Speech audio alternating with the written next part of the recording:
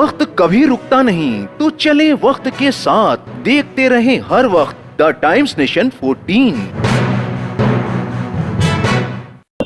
दुनिया भर में नरसंहार की कहानी बहुत पुरानी है, लेकिन इजराइल और गज़ा के बारे में यानी फ़िलिस्तीन के बारे में अगर बात की जाए तो ये आने वाले दिनों में जिस तरीके से इजराइल ने गज़ा पर हमले किए हैं और छोटे छोटे बच्चों को अपना निशाना बनाया है, इसके लिए पूरी दुनिया में एहतजाज हो रहे हैं। वहीं लखनऊ में भी तमाम अमन पसंद लोग इस वक्त सड़कों पर हैं और श्रृंखला बनाकर इस बात का ऐलान कर रहे हैं कि हम फ़िलिस्तीन के उन मजलूमों के साथ हैं जिनकी हक तलफी इजराइल और अमेरिका जैसे देश कर रहे हैं। इसराइल द्वारा गज़ा पर लगातार बमबारी और इस बमबारी के नतीजे में फ़िलिस्तीनी अवाम, जिसमें बूढ़े, औरतें और बच्चे शामिल हैं, की हो रही लगातार मौत पर लखनऊ में सिविल सोसाइटी के लोगों ने ह्यूमन चेन, इंसानी जंजीर बनाकर इसराइल की इस बर्बरता और क्रूरता के विरुद्ध अपना विरोध प्रदर्शन किया। इस अवसर पर अपने गम और गुस्से का इजहार करते हुए सिविल सोसाइटी के इन अफराद ने इसराइल और उसका साथ दे रहे देशों के विरुद्ध भी अपना रोष व्यक्त किया। वहीं गज़ा में भूखे और मरीजों के लिए खाना और दवाइयां ले जा रहे राहतकारियों को भी इसराइल की फौजों द्वारा गिरफ्तार किए जाने और गज़ा तक राहत सामग्री न ले जाने देने पर भी चिंता व्यक्त की और अपना भारी रोष दर्ज करवाया।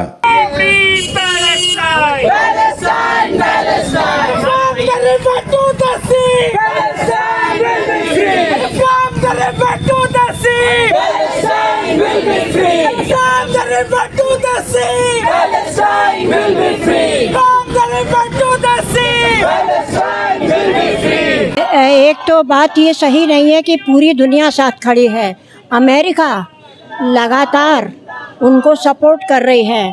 ट्रंप जब जीते थे तो उन्होंने अपना प्लान भी बताया था कि वो गज़ा को इसराइल ले ले और फिर गज़ा को नया देश बनाने का काम वो खुद करेंगे। यानी उस ज़मीन पर खुद ट्रंप की निगाह है। और इंटरनेशनल कोर्ट ने इजराइल पर फैसला दे दिया था कि ये युद्ध नहीं है बल्कि ये नरसंहार है और उनको अरेस्ट करने का भी वारंट निकल चुका है। लेकिन चूंकि अंतर्राष्ट्रीय कोर्ट के पास कोई अधिकार नहीं है, ये सिर्फ कागजी कार्यवाही होती है। सबसे अफसोस की बात यह है कि हमारे देश में भी हथियारों की कुछ चीज़ें इजराइल को बेची जा रही हैं, तो कहीं हम खुद भी अपराधी महसूस कर रहे हैं और अपने देश के हुक्मरानों से भी कहना चाहते हैं कि इजराइल से लेन देन बंद करो, इजराइल से कोई भी वास्ता मत रखो जो कि बच्चों को भूखा मार रहा है, औरतों को भूखा मार रहा है, युवकों को भूखा मार रहा है। तो कॉरपोरेट टेररिज्म है उसको तो कोई नोट नहीं करता। कॉरपोरेट टेररिज्म को लोग विकास के आंचल से ढांक लेते हैं, उसके कवर से ढक देते हैं। और जो ज़मीन की लूट करता है, गरीबों की पगार की लूट करता है, हमारे श्रम की लूट करता है, उस कॉरपोरेट का जो ये टेररिज्म है और ज़ुबान नहीं खोलने देता है। आप देखिए अभी हाल में हिंदुस्तान में खबर आई है कि किस तरह से एक जगह औरतों श्रमिकों को ज़बरदस्ती उनकी ओवरी निकाल दी गई है कि वो बच्चे ना पैदा करें तो ज़्यादा श्रम करेंगी, उनके लिए लगातार छुट्टी नहीं लेंगी और छुट्टी देनी पड़ती है कानूनन उससे बचने के लिए। तो ये जो कॉरपोरेट का टेररिज्म है जिसको सपोर्ट अनफॉर्चुनेटली हमारा देश भी कर रहा है और उसकी अगुवाई ट्रंप कर रहे हैं, इसको भी हमें देखना पड़ेगा कि वो इजराइल के गुनाह में ये लोग शरीक हैं। क्योंकि ये बच्चों पर गुनाह है, टीन एज में बच्चे हैं, औरतें हैं, वो अपने बच्चों को लेके रात भर अपनी बच्चों की लाशों के साथ सो रही हैं। ये इतना बुरा मंजर मैंने कभी नहीं सोचा ना देखा कि हिटलर के बाद हिटलर चाहिए कि ये दौर हमारे देश में और गज़ा में आएंगे। हम सब इसको कंडेम करते हैं। हम तो आज एकजुटता के लिए यहाँ प्रदर्शन करने आए हैं। जो सबसे सराहनीय था वो ये था कि जैसा कि आपने कहा यंग लोगों का रिप्रेजेंटेशन, ग्रेटा थनबर्ग जो कि 22 साल की हैं, वो 11 मानव अधिकारी जो कि बाकी सब भी बहुत यंग जनरेशन के थे, वो एक जहाज़ पे लेके जब पूरा अंतर्राष्ट्रीय समुदाय, बड़े बड़े राष्ट्र, बड़े बड़े नेता शांत थे, तब वो जो है अपनी एक खुद की जहाज़ पे 100 किलो आटा लेकर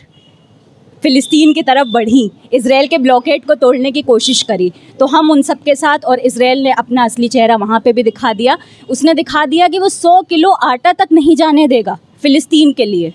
और उन्होंने उन सबको गिरफ़्तार कर लिया। तो इसलिए हम उनकी रिहाई की मांग करते हैं। और इसने एक ग्लोबल प्रोटेस्ट, आपको पता है जून 12 को आज हम यहाँ इसलिए आए हैं क्योंकि आज अंतर्राष्ट्रीय कॉल है, पूरी दुनिया में प्रोटेस्ट हो रहा है। और इसमें मीडिया लॉबी और जो बड़े बड़े नेता हैं, दोनों लोगों ने मिलके हथियार उद्योग,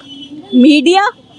पूंजीवादी मीडिया और पूंजीवादी देश के नेता, तीनों ने हाथ अपने मिलाकर, तीनों के हाथ खून में सने हैं, तीनों के हाथ फ़िलिस्तीन के बच्चों के खून में सने हैं। तीनों लोग मिलके इज़राइल को बचा रहे हैं, उन्हें हथियार बेच रहे हैं, संयुक्त राष्ट्र में उनके खिलाफ एक्शन नहीं होने दे रहे हैं, और मीडिया लोगों को भड़काने का और भटकाने का काम कर रहा है, उल्टा चित्रण कर रहा है। जो नरसंहार कर रहे हैं, जो यहाँ आतंकवादी हैं, जो बच्चों पे बमबारी कर रहे हैं, उनको कहा जा रहा है कि उनके साथ आतंकवाद हो रहा है, हमस उन पे आतंकवाद कर रहे हैं, वो सिर्फ अपने आप को बचा रहे हैं। तो ये बहुत ही शर्म की बात है। बट हम जानते हैं, पूरा यंग जनरेशन जानता है, हम छात्र हैं, हम नौजवान हैं, हमने भी पढ़ाई करी है, हमने भी इतिहास पढ़ा है, तो हम इज़राइल का इतिहास जानते हैं कि इज़राइल का जो स्टेट था वो पूरा साम्राज्यवाद के प्रोजेक्ट के ही तहत तैयार किया गया था। रोज़, हर दिन, हर पहलू पर हमें गज़ा के मुद्दे को उठाने की ज़रूरत है, क्योंकि ये एक सामाजिक रूप से एक व्यापक वैश्विक रूप से, हम कहते हैं हम ग्लोबलाइजेशन के ज़माने में जी रहे हैं, जहाँ हर देश, हर व्यक्ति एक दूसरे से जुड़ा हुआ है किसी ना किसी तरह से। ऐसे में पूरे विश्व के आंखें होते हुए भी, सोशल मीडिया होते हुए भी, हम हर रोज़ लाखों करोड़ों लोगों को मरते हुए देख रहे हैं, जो बहुत शर्मनाक ही नहीं, बहुत भयावह है। मतलब हम दुनिया में क्या उदाहरण देंगे, हम अपने आने वाली जनरेशन्स को क्या बताएंगे कि लोग जब बच्चों के अस्पताल के ऊपर, नवजात बच्चों के ऊपर हमले हो रहे थे, तो दुनिया उस पर क्या एक्शन ले रही थी, हमारी उसमें क्या जवाबदेही थी। तो और खाली यही नहीं, उसको एक बड़े दृष्टिकोण के साथ, जिस तरह से इस पूरे हमले में अमेरिका की जो भूमिका है, पूंजीवादी कंपनियों की जो भूमिका है, आप कोल्ड ड्रिंक्स पी रहे हैं, आप रोज़ शॉपिंग कर रहे हैं, पर आप अभी दिल्ली में ज़ूडियो के शोरूम के सामने बड़ा आंदोलन किया गया है वैसे तो, पर आप देखिए कि आपके खुद के लोग, हमारे जानने में, हमारे देश में जो कंपनियां काम कर रही हैं, जो अपना माल बेच रही हैं और प्रॉफिट कमा रही हैं, वही वहाँ पर गज़ा के पे होने वाले हमलों के लिए सपोर्ट कर रही हैं। तो इन चीज़ों को भी मद्देनज़र रखते हुए, जो पूंजीवादी पूरी व्यवस्था है, पूंजीवादी स्टेट्स है, सरकार है, उनके ऊपर, और सबसे बड़ी बात मीडिया के ऊपर की जवाबदेही को तय करना पड़ेगा। शायद हम फ़िलिस्तीन की धरती पर जाकर वो लड़ाई नहीं लड़ सकते, पर हम अपने एरिया में बिकने वाले सामान से, हम अपने एरिया में, हम अपने देश में होने वाली बैठी सत्ता से तो सवाल पूछ सकते हैं, हम उस मीडिया से तो सवाल पूछ सकते हैं कि आप कहाँ हैं, आप क्यों नहीं कवर कर रहे हैं। ये ज़रूरत इस बात की है कि पहले जब संघर्ष कर रहा है फ़िलिस्तीन शुरू से, तो भारत की सरकार का और जनता का रुख फ़िलिस्तीन की तरफ था, क्योंकि फ़िलिस्तीन पे एक तरह से उनकी ज़मीन छीनी जा रही थी। अब क्या है कि भारत का रुख जो है इजराइल की तरफ हुआ है, लेकिन उसके साथ साथ ये भी देखना है कि जो वहाँ मानवाधिकारों का हनन हो रहा है, बच्चों को खाना तक नहीं मिल रहा है, और वहाँ पे भूखमरी की जो स्थिति है, ऐसे में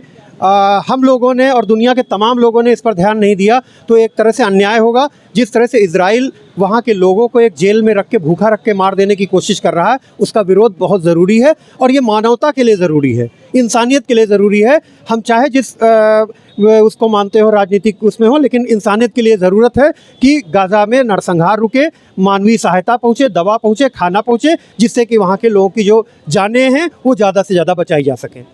इस अवसर पर लोगों ने ऐसे प्ले कार्ड्स भी उठा रखे थे जिन पर फिलिस्तीन की लड़ाई धर्म की नहीं, आज़ादी की लड़ाई है। गजा में कत्लेआम बंद करो, गजा में राहत कर्मियों को रिहा करो, फौरी तौर पर जंग बंदी हो, फिलिस्तीनियों को उनकी ज़मीन वापस दो जैसे नारे दर्ज थे। अतर काज़मी की एक खास report, the times nation, Lucknow. देखते रहें हर वक्त द टाइम्स नेशन 14।